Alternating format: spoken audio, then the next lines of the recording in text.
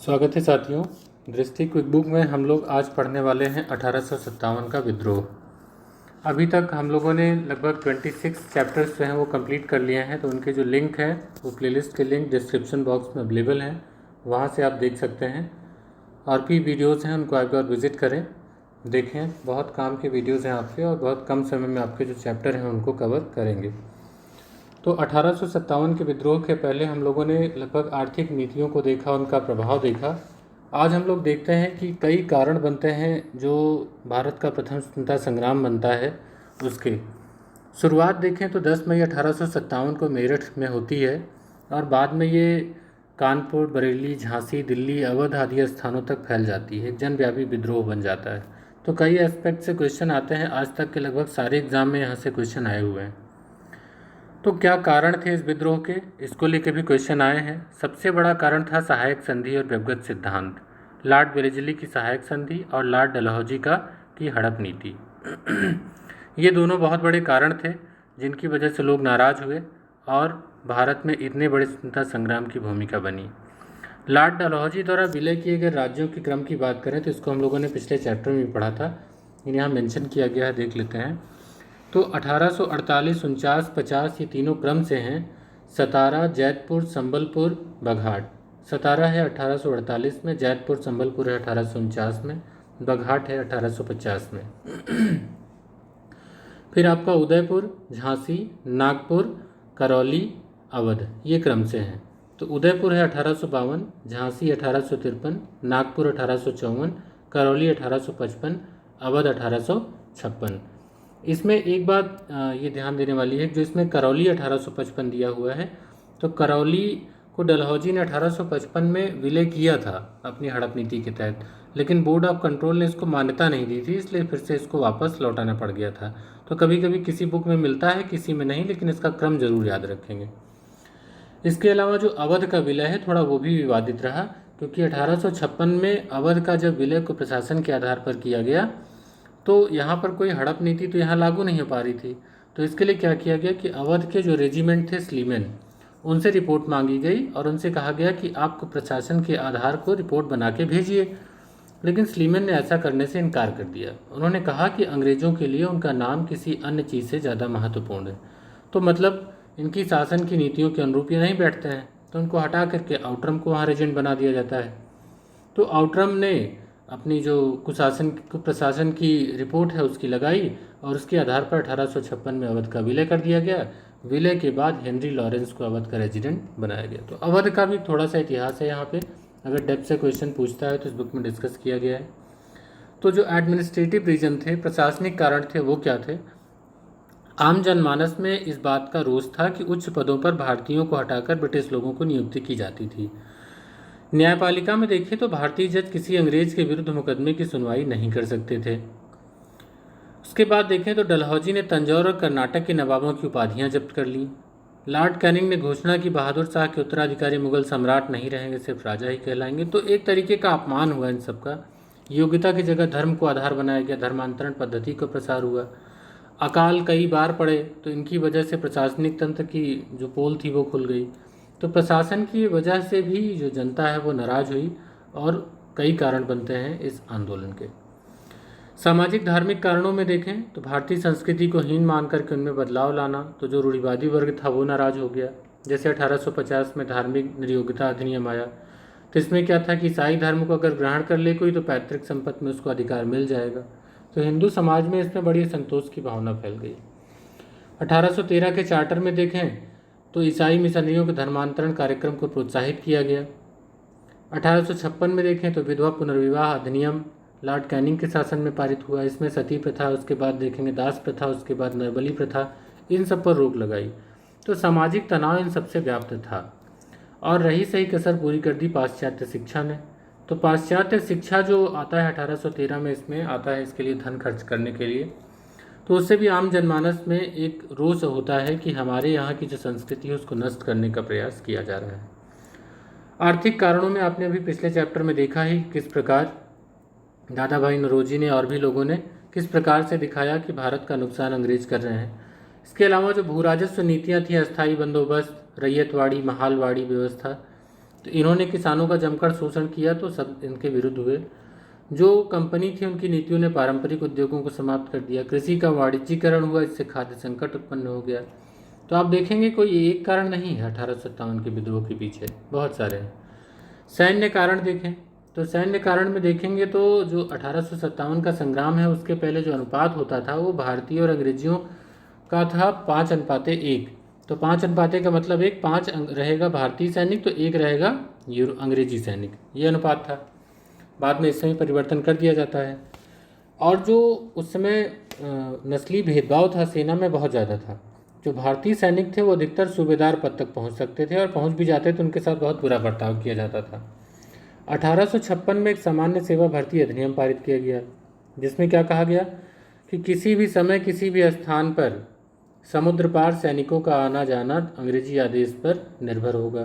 तो उस समय क्या होता था कि जो धार्मिक सामाजिक मान्यताएं थी, समुद्र पार नहीं जाना चाहते थे बहुत सारे लोग, अब वो आदेश से बन गए। तो जब कभी किसी को आपके ऊपर दबाव डालेंगे तो उसका विरोध वो करेगा, और नहीं होगा तो वो बाद में इकट्ठा एक विद्रोह के रूप में आएगा।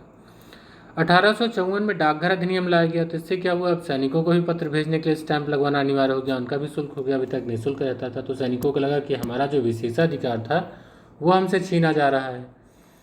तो इसी तरह जो एक और भी था कि 1857 के विद्रोह के बाद देखें, एक इनबॉक्स किया गया है इन्फो को, तो भारतीय फौज के नवगठन के लिए पील आयोग का गठन किया गया जिसने सेना के रेजिमेंटों को जाति, समुदाय, धर्म के आधार पर विभाजित किया। क्या तात्कालिक कारण था? उस समय तुरंत ऐसी कौन सी बात होती है जिसकी वजह से स्वतंत्रता संग्राम छिड़ जाता है? तो क्वेश्चन यहाँ आता है तात्कालिक कारण को लेकर के। तो दिसंबर 1856 में सरकार ने एक डिसीजन लिया कि जो पुरानी लोहे वाली बंदूक थी जिसका नाम था ब्राउन बेस, तो इसके स्थान पर लाया गया न्यू इनफील्ड राइफल। तो न्यू इनफील्ड राइफल से किसी को आपत्ति नहीं थी। इसमें एक जो कारतूस लगता था उसके ऊपरी भाग को दांतों से खोलना पड़ता था। तो जो दांतों से खोलने वाला काम था उसके ऊपर जो छोटी सी जो कवर लगा रहता था, तो उस कवर में ये अफवाह फैल गई कि गाय और सूअर की चर्बी का प्रयोग किया गया है। तो जो भी हिंदू मुस्लिम सैनिक थे उनको लगा कि ये सरकार ईसाई बनाने के लिए हम लोगों का धर्म पहले नष्ट करना चाहती, और सरकार ने बिना सोचे समझे, बिना जांच किए इस बात को सीधे डिनाई कर दिया कि नहीं, इसमें कोई गाय और सूअर की चर्बी नहीं है। हालांकि ये बाद में सत्य निकला कि कुछ कारतूसों में इसका प्रयोग किया गया था। तो ये भी बहुत बड़ा कारण बना कि जो यही तात्कालिक कारण बना। इसमें क्या होता है कि जब ये चर्बी लगा कारतूस का प्रयोग करने की बारी आती है तो 29 मार्च 1857 की ऐतिहासिक तिथि को 34वीं रेजिमेंट के बैरकपुर के सैनिक थे मंगल पांडे, तो अजर अमर मंगल पांडे जी ने विद्रोह की शुरुआत की और सैन्य अधिकारी लेफ्टिनेंट बाग और मेजर सार्जेंट की गोली मारकर हत्या कर दी। तो उन्होंने अपनी बात उनकी नहीं सुनी गई, तो उन्होंने विद्रोह के जरिए अपनी बात को रखा। अब चूंकि वो सेना के कर्मचारी थे, सैनिक थे, तो सैन्य अदालत ने उनको निर्णय दिया, फांसी की सज़ा हुई। 29 मार्च 1857 को फांसी की सज़ा दे दी गई।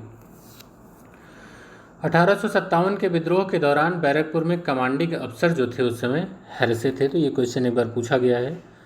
इसी प्रकार देखें तो मेरठ छावनी में भी जो तैनात भारतीय सेना थी उसने भी चर्बीयुक्त कारतूस के प्रयोग से इनकार कर दिया, और 10 मई 1857 की ऐतिहासिक तिथि को मेरठ में सैन्य जो छावनी थी वहाँ पर विद्रोह कर दिया। अपने अधिकारियों पर उन्होंने गोलियाँ चला दी। इस समय वहाँ जो अधिकारी थे वो थे जनरल हेविट। तो देखेंगे तो क्रांति की शुरुआत हो गई। इसका विस्तार कैसे होता है, तो जब यहाँ 10 मई 1857 को मेरठ छावनी में सेना ने विद्रोह कर दिया, अपने अधिकारियों को गोली मार दी, तब वो सैनिक कहाँ जाएंगे? सभी सैन्य न्यायालय का इंतजार थोड़ी न करेंगे। तो सिपाहियों ने गोली चलाई, अपने साथियों को मुक्त करवाया, जो कुछ हथियार थे उनको इकट्ठा किया और दिल्ली की ओर कूच किया। यहीं पर देखने में आता है कि उनके पास कोई एक योजनाबद्ध कोई ऐसा भी प्लान नहीं था, कोई योजना नहीं थी कि हमें विद्रोह को आगे बढ़ाना कैसे है। तो कहीं ना कहीं असफलता के कारणों में ये बनता है। तो जब दिल्ली की ओर कूच किया तो 11 मई को मेरठ के विद्रोही जो हैं वो दिल्ली पहुँचे और 12 मई को दिल्ली पर अधिकार कर लिया। तो दिल्ली में तांडव का नृत्य हुआ, तांडव नृत्य। तो उसमें क्या हुआ कि दिल्ली पर अधिकार हो गया जितने क्रांतिकारी थे उनका, और उन्होंने फिर से मुगल बादशाह बहादुर शाह द्वितीय को भारत का सम्राट और क्रांति का नेता घोषित किया। तो चूंकि वो वृद्ध हो गए थे इसलिए वो प्रतीकात्मक नेतृत्व कर रहे थे। लेकिन जो वास्तविक नेतृत्व था वो बख्त खां के पास था, बख्त खां। लेकिन बाद में अंग्रेज़ों ने क्या किया कि दिल्ली पर फिर से इनका अधिकार हो गया। सितंबर आते आते 1857 में इन्होंने अंग्रेज़ों ने दिल्ली पर फिर से पूरा अपना अधिकार कर लिया। जब ये संघर्ष दबाने के लिए अंग्रेज़ पहुँचे तो उसमें अंग्रेज़ अधिकारी जॉन निकोलसन, हडसन और लॉरेंस को भेजा गया। तो इसमें जो जॉन निकोलसन है वो मारा गया। तो दिल्ली में कौन मारा गया? John Nicolson. हडसन ने क्या किया कि सम्राट के 2 पुत्रों और पौत्र को यह वचन देकर कि उन्हें कोई क्षति नहीं पहुंचाई जाएगी, उनकी गोली मारकर हत्या कर दी धोखे से। और बहादुर शाह द्वितीय की गिरफ्तारी जो है हुमायूं के मकबरे से हुई। ऐसा माना जाता है कि इसकी सूचना जीनत महल ने दी थी। बहादुर शाह द्वितीय को रंगून भेज दिया गया, जहां 1862 में उनकी मृत्यु हो गई। तो ये रहा दिल्ली का संदर्भ। लखनऊ के संदर्भ को देखें, यानी कि अवध, तो 1857 के जो विद्रोह का प्रारंभ होता है वो बेगम हजरत महल के नेतृत्व में हुआ था। तो बेगम हजरत महल का उपनाम जो है महक परी भी था। तो अगर कभी पूछा जाए तो आप इसको याद रख सकते हैं। तो इन्होंने क्या किया, अपना अल्पायु पुत्र था इनका बिरजिस कादिर, उसको नवाब घोषित कर दिया और अपना प्रशासन स्थापित किया। तो जो चीफ कमिश्नर थे हेनरी लॉरेंस, वो लखनऊ में स्थित ब्रिटिश रेजिडेंसी की रक्षा कर रहे थे। तो हेनरी लॉरेंस मारे गए। कैंपबेल ने आया और विद्रोह को दबा करके लखनऊ पर कब्जा किया। तात्या टोपे के नेतृत्व में भी वहाँ सेना लड़ रही थी इनके पक्ष से, क्रांतिकारियों के पक्ष से। तो इनके नेतृत्व में एक है लखनऊ में चिन्हट, सभी जानते होंगे। तो चिन्हट के पास अंग्रेजी सेना को हराया।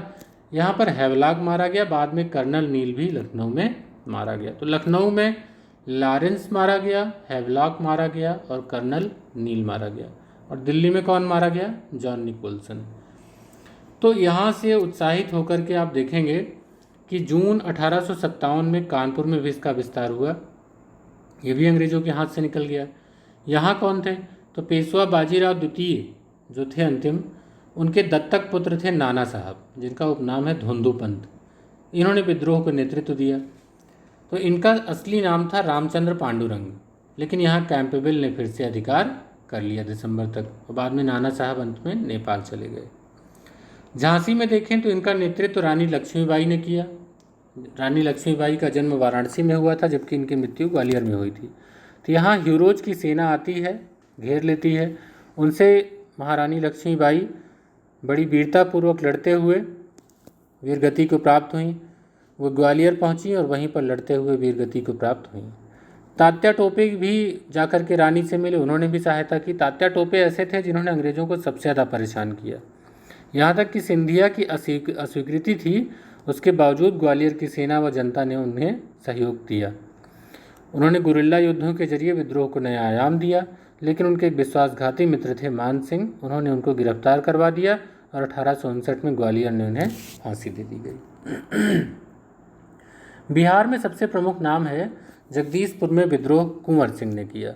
जब इनकी मृत्यु हो जाती है तो इसका नेतृत्व इनके भाई अमर सिंह करते हैं, लेकिन यहाँ पर विलियम टेलर और विंसेंट आयर ने यहाँ विद्रोह को दबा दिया। एक्चुअली वहाँ बहुत स्टोरीज भी, बहुत क्वेश्चन नहीं पूछे गए हैं, इसलिए बुक में बहुत शॉर्ट में इसको दिया गया है। तो आप इतने से आपके क्वेश्चंस हल हो जाते हैं।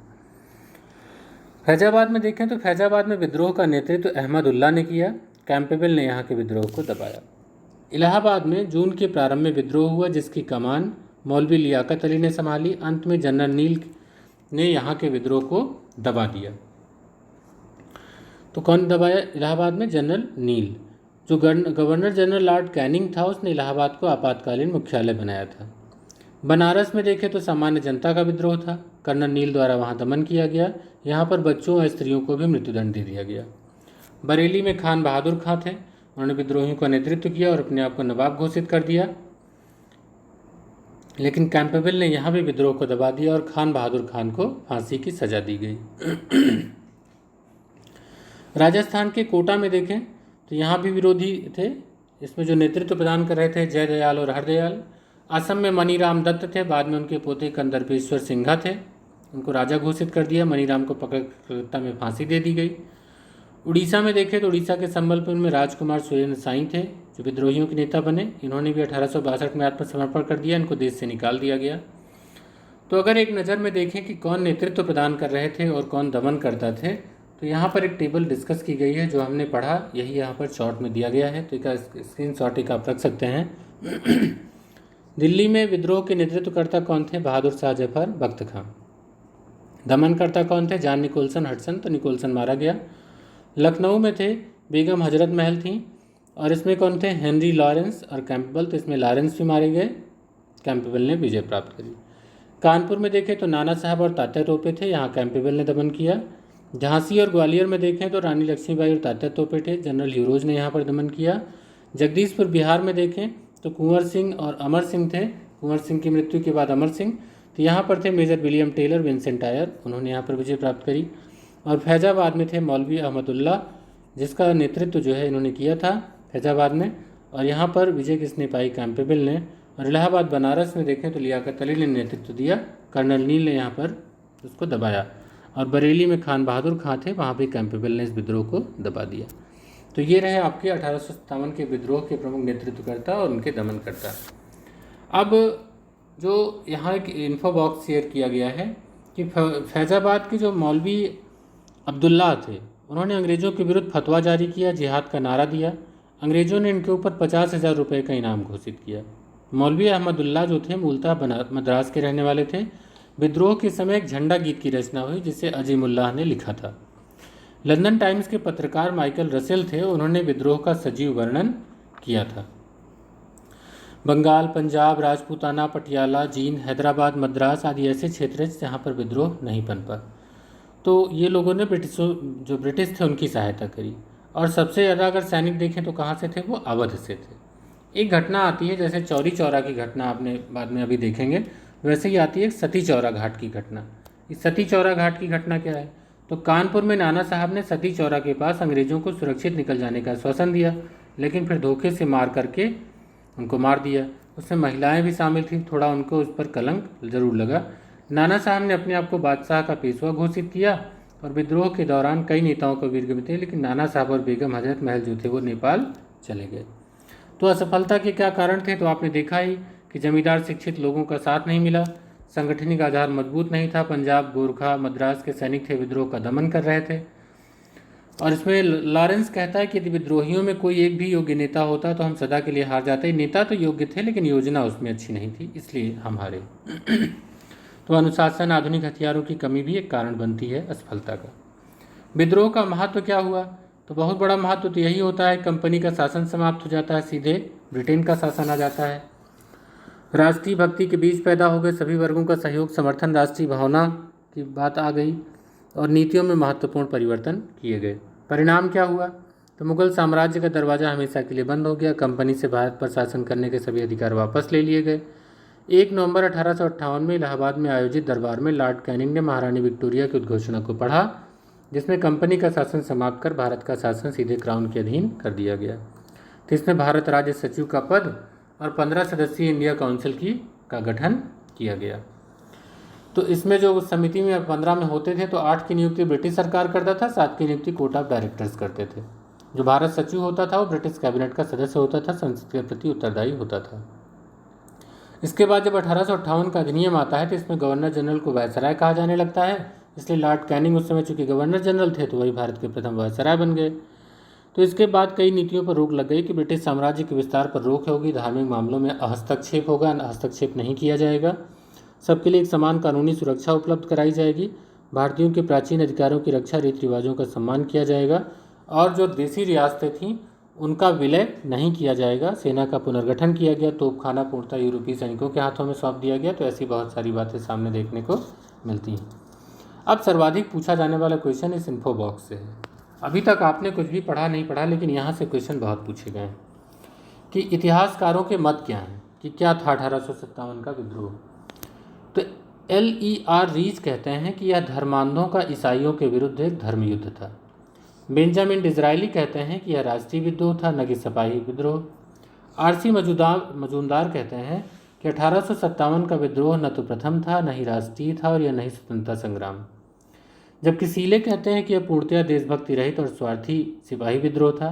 जॉन लॉरेंस का कहना था सिपाही विद्रोह के अतिरिक्त कुछ नहीं था। TR होम्स ने इसको सभ्यता और बर्बरता का संघर्ष बताया। VD सावरकर ने कहा कि यह विद्रोह राष्ट्रीय स्वतंत्रता के लिए लड़ा गया सुनियोजित स्वतंत्रता संग्राम था, और यह अंग्रेजों के विरुद्ध हिंदू व मुसलमानों का षड्यंत्र था। ये कहा था जेम्स आउटरम और W टेलर ने। तो ये रहा कुछ प्रमुख पुस्तकें हैं जो 1857 के विद्रोह से संबंधित हैं, इनका भी आप स्क्रीनशॉट ले लीजिएगा। The Indian war of independence 1857 लिखी गई है वी.डी. सावरकर द्वारा। The peasant and the Raj लिखी गई है Eric Thomas Stokes. 1857 the great revolt, 1857 the great revolt है अशोक मेहता की। The sipahi mutiny and revolt of 1857 R C. Majumdar की है। Civil rebellion in Indian mutinies 1807 to 1859 Shashi Bhushan Chaudhuri की है। The history of the sipahi war in India John William Kaye की है। The first Indian war of independence है 1857 to 1859 Karl Marx and Friedrich Engels. The causes of Indian revolt है sir Syed Ahmad Khan की। और है the sepoy mutiny of 1857 a social analysis है H P. Chattopadhyay. और 1857 है एस.एन. सेन। तो ये रही प्रमुख पुस्तकें जो 1857 के विद्रोह से संबंधित हैं। ये भी कई बार क्वेश्चन में लगभग सारे पूछे गए हैं, जिनका कलेक्शन यहाँ पर अच्छा किया गया है। इसके बाद है आपके जो बुक में एक प्रैक्टिस सेट है 32 क्वेश्चंस का है, तो फटाफट देख लेते हैं। जहाँ नीड होगा वहाँ ऑप्शन पढ़ूंगा, अदरवाइज आंसर बता दूंगा। तो नेतृत्वकर्ता को यहाँ पर मिलाना है, कौन कहाँ पर नेतृत्व किए। अजीमुल्ला खां करते हैं फतेहपुर में, मौलवी अहमद शाह करते हैं फैज़ाबाद में, बेगम हजरत महल करती हैं अवध यानी कि लखनऊ में, और लियाकत अली करते हैं इलाहाबाद में। तो 4 2 3 1 हो जाएगा, 4 2 3 और 1 किस में आएगा, 4 2 3 1 पहला ही है, तो ये आपका विकल्प सही हो जाएगा। दूसरा क्वेश्चन है 1857 की क्रांति सर्वप्रथम कहाँ पर हुई, तो मेरठ में हुई। यहाँ पर इसका 2 का सी आंसर हो जाएगा। 1857 के विद्रोह का प्रतीक था कमल और रोटी। अब यहाँ विप्लव के नायक हैं, उनका कार्यक्षेत्र है, फिर से मिलाने के लिए आए हैं। बख्त खां थे दिल्ली में, उसके बाद है मौलवी अहमदुल्ला, ये थे अवध में। कुंवर सिंह हैं तो ये थे आरा में, और नाना साहब थे वो थे कानपुर में। तो आपका हो गया 4 1 3 2, 4 1 3 2 देख लेते हैं किस में है, 4 1 3 2, तो सी ऑप्शन आपका सही हो जाएगा। 1857 के संघर्ष में भाग लेने वाले सिपाहियों की सर्वाधिक संख्या थी, तो अवध से थी, 5 का भी आंसर सही हो जाएगा। नेक्स्ट क्वेश्चन देखते हैं। 1857 के निम्नलिखित क्रांतिकारियों में से किसका वास्तविक नाम रामचंद्र पांडुरंग था, तो ये नाना साहब का नाम था, तो इसको याद रखेंगे, नाना साहब। नेक्स्ट क्वेश्चन, 1857 के स्वतंत्रता संग्राम में किस राजवंश ने अंग्रेजों की सर्वाधिक सहायता की, तो ये थे ग्वालियर के सिंधिया, जिन्होंने सर्वाधिक सहायता की। भारत के शिक्षित मध्य वर्ग ने क्या किया, तो शिक्षित और जमींदार जो थे वो तटस्थता बना के रखे थे 1857 के विद्रोह से, तो इसका सी आंसर सही हो जाएगा। 1857 के विद्रोह के समय भारत का गवर्नर जनरल कौन था, तो कैनिंग था, क्योंकि वही बाद में वायसराय बनता है। 1857 के विद्रोह के समय ब्रिटिश प्रधानमंत्री कौन था, तो पालमस्टन थे उस समय, पालमस्टन पीएम याद रखेंगे। 1857 का विद्रोह मुख्यतः किस कारण से असफल रहा, क्योंकि योजना नहीं थी, केंद्रीय संगठन की कमी थी, इसलिए असफल हुआ। किसने 1857 के विद्रोह को षड्यंत्र की संज्ञा दी है, तो यह होगा सर जेम्स आउटन एवं डब्ल्यू टेलर ने। नेक्स्ट क्वेश्चन है 1857 के संग्राम को प्रथम स्वतंत्रता संग्राम का नारा किसने दिया, तो 1857 के प्रथम स्वतंत्रता संग्राम का नारा दिया वी.डी. सावरकर ने। यहाँ आंसर हो जाएगा आपका सी। महारानी विक्टोरिया की घोषणा 1858 का उद्देश्य क्या था, तो इसमें जो है वो पहला है भारतीय राज्यों को ब्रिटिश साम्राज्य में मिलाने की किसी भी विचार का परित्याग करना, तो हाँ ये भी था। दूसरा था भारतीय प्रशासन को ब्रिटिश क्राउन के अंतर्गत रहना, ये भी था। भारत के साथ ईस्ट इंडिया कंपनी के व्यापार का नियमन करना, ऐसा कुछ नहीं था, तो 1 और 2 विकल्प आपका सही हो जाएगा, 14 का 1।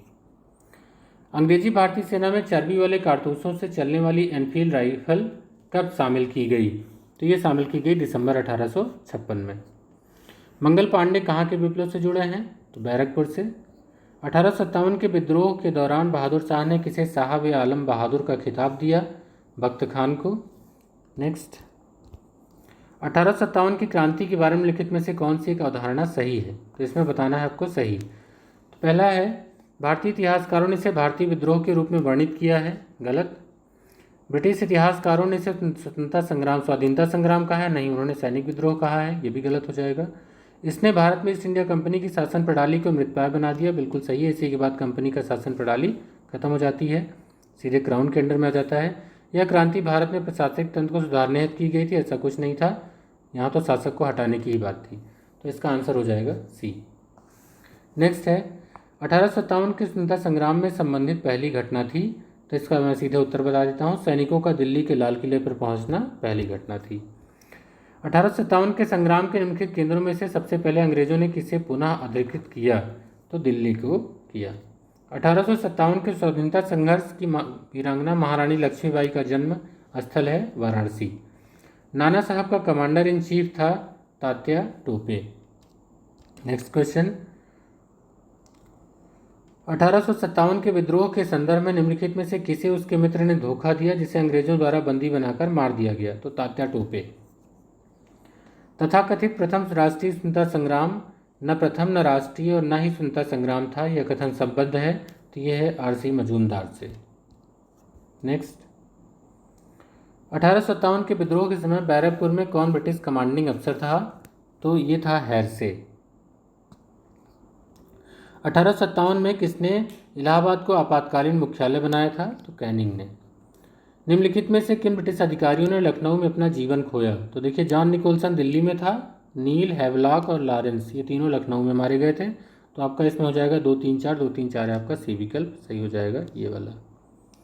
नेक्स्ट है भारतीय स्वाधीनता आंदोलन का सरकारी इतिहासकार था, तो इसमें सरकारी इतिहासकार पूछा है विकल्प में, जो एस.एन. सेन है 1857 इन्होंने लिखी थी, तो ये सरकारी इतिहासकार थे। भारतीय भाषा में 1857 के विप्लव के कारणों पर लिखने वाला प्रथम भारतीय था, तो प्रथम भारतीय जो थे सर सैयद अहमद खां थे जिन्होंने इस पर लिखा था। निम्नलिखित में कौन सा आयोग 1857 के विद्रोह के दमन के बाद भारतीय फौज के नव संगठन से संबंधित है, तो पील आयोग। 1857 के विद्रोह को किस उर्दू कवि ने देखा, तो मिर्जा गालिब ने। और आज का लास्ट क्वेश्चन देखते हैं, निम्नलिखित पर विचार कीजिए। मार्च 2014 में 1857 सैन्य विद्रोह के कई भारतीय सैनिकों के पार्थिव शरीरों को अब यहाँ भरना है, तो ये होगा अजनाला। इसको मैं भरता चलता हूँ, मिलाते चलिए आप। अजनाला स्थित एक कुएं से खोदकर निकाला गया। ये पार्थिव शरीर 26 regiment of Bengal native infantry के हैं जिन्होंने ब्रिटिश के विरुद्ध विद्रोह किया था। तो ये आपका एक अभी लेटेस्ट में करंट में था, इसीलिए 14 में पूछा भी गया था, तो इसका सी आंसर सही हो जाएगा 32C। तो इस प्रकार हमने 1857 की क्रांति को पूरा कर लिया। इसके बाद जो प्रमुख भारतीय विद्रोह हैं उसको हम लोग आगे पढ़ेंगे अपने नेक्स्ट चैप्टर में। अगर वीडियो पसंद आया हो तो लाइक करिएगा, अपने दोस्तों के साथ शेयर करिए। प्लेलिस्ट के जरिए आप जो पिछले वीडियोज़ हैं उनको पूरा देखिए, शुरू से आखिरी तक सारे चैप्टर्स के जो इंपॉर्टेंट फैक्ट हैं वो डिस्कस किए गए हैं। मिलते हैं अगले वीडियो में, तब तक के लिए गुड बाय।